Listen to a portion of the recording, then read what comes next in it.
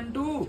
पहले खुद की कॉपी तैयार करा जाता था है, और अब बच्चों का करना पड़ रहा है ना।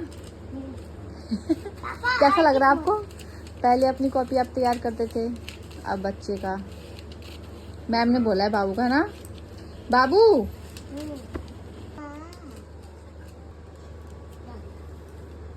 देखो बाबू कवर चढ़ गया। बी, ये क्या है? सी, डी, ई, एफ, ओ। रुको, ए फॉर एप्पल।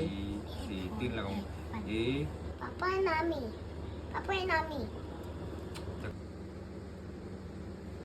पी, पापा दादी लास्ट पी तक ही आया ना कॉपी पे। सुंदर लग रही है ना बाबू कॉपी। हो गया, चढ़गी पन्नी ना। अच्छा है, खोलना। बाबू जाओ। ये बाबू का हो गया तैयार कॉपी।